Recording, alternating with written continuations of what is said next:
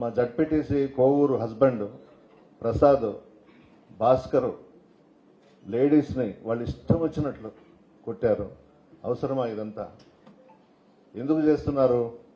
నిన్నంతా ఒకటే చర్చ. అక్కడ ఈ పోలీస్ డిపార్ట్మెంట్ అంతా కూడా కాకి బట్టలు ఇప్పేసి పసుపు చొక్కాలు వేసుకోవచ్చు కదా అని మాట్లాడుకుంటున్నారు వచ్చిన వాళ్ళందరూ కూడా. ఎంతో మంది ముఖ్యమంత్రులను చూసాము ఉమ్మడి రాష్ట్రంలో.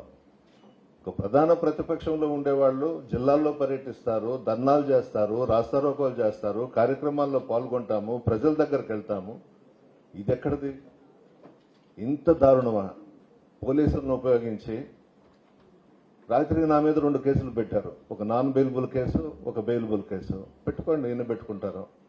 అరెస్ట్ చేస్తారో చేసుకోండి, సిద్ధం, దేనికైనా సిద్ధం. ఎందుకంత కడుపు మంట చంద్రబాబు నాయుడికి?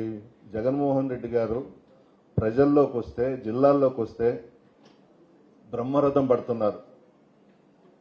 ప్రజల గుండెల్లో ఉండే మనుషులు రాజశేఖర రెడ్డి గారు, జగన్మోహన్ రెడ్డి గారు. అది మీరెవరూ తుడపలేరు కదా.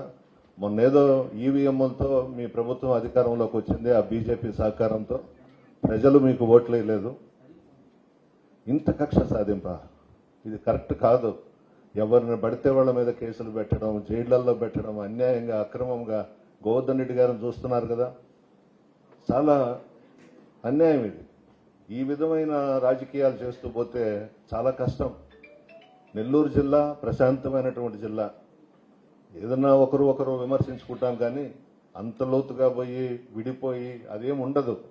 ఎలక్షన్స్ వరకే రాజకీయాలు. చంద్రబాబు నాయుడికి భయం పుట్టుకునింది. 1 ఇయర్లోనే ఆయన ఏమీ చేయలేకపోయినాడు, వాగ్దానాలు విస్మరించాడు. జగన్మోహన్ రెడ్డి గారికి బలం పెరిగిపోతా ఉంది. ఆయన్ని తొక్కేస్తే ఈయనేదో కొనసాగొచ్చు అని అనుకుంటున్నాడేమో. అయిపోయింది. చంద్రబాబు నాయుడు చరిత్ర అయిపోయింది, పవన్ కళ్యాణ్ చరిత్ర అయిపోయింది. తుడిచిపెట్టకపోతారు ఏ క్షణంలో ఎలక్షన్స్ వచ్చినా కూడా. ఇంత దారుణమా? నా మీద లాఠీతో నా భుజం దగ్గర పెట్టి ఒకడు నెట్టాడు. వాడు సిఐయా ఎస్ఐయా? వాడిని చూస్తే మాత్రం గుర్తుపడతాను. ఒంగోలు జిల్లా అన్నారు. ఫస్ట్ టైం మా కుటుంబంలో నా మీద, ఆఫ్టర్ ఆల్ వాడు సిఐఓ ఎస్ఐఓ, నా భుజం మీద లాఠీ పెట్టి నన్ను నెట్టాడు. ఇదిగోండి, గోర్లతో రాకారు, తోశారు మమ్మల్ని. తిరిగి మా మీదనే కేసు. ఇంతకన్నా దారుణం, అన్యాయం ఇంకొకటి లేదు. విచక్షణ రహితంగా లాఠీలు జులిపించారు. మహిళలను కూడా చూడలేదు. మీరు బహుశా నిన్న మధ్యాహ్నం సార్ వెళ్ళిపోయిన తర్వాత చూసుంటారు, చెప్పులు ఎన్ని జతలు పడిపోయినాయో రోడ్ల మీద. ఏమొస్తుంది చంద్రబాబు నాయుడు నీకు?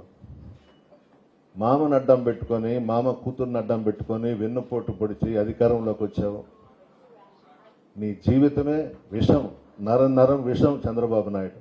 ఎప్పుడు కూడా ఒక్కరి బుద్ధి, ఆలోచనలన్నీ అలాగే ఉంటాయి. ఎంతమంది పోలీసులను అడ్డు పెట్టినా జగన్మోహన్ రెడ్డి గారిని, వైఎస్ఆర్ కాంగ్రెస్ పార్టీని, నాయకులను, కార్యకర్తలను వెంటుకు కూడా పీకలేడు చంద్రబాబు నాయుడు. చాలా దగ్గరలోనే ఉండే అతనికి.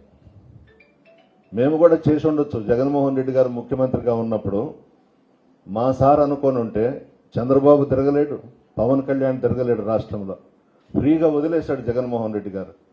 మీరు మొబిలైజ్ చేసుకోలేదా? పెద్ద పెద్ద బహిరంగ సభలు పెట్టలేదా?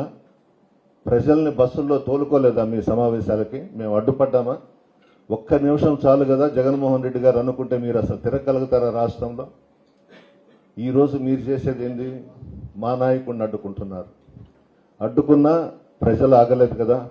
శాఖరన్న చెప్పినట్టు 30,000 మందో 40,000 మందో వచ్చారు కదా. స్వచ్ఛందంగా వచ్చారు.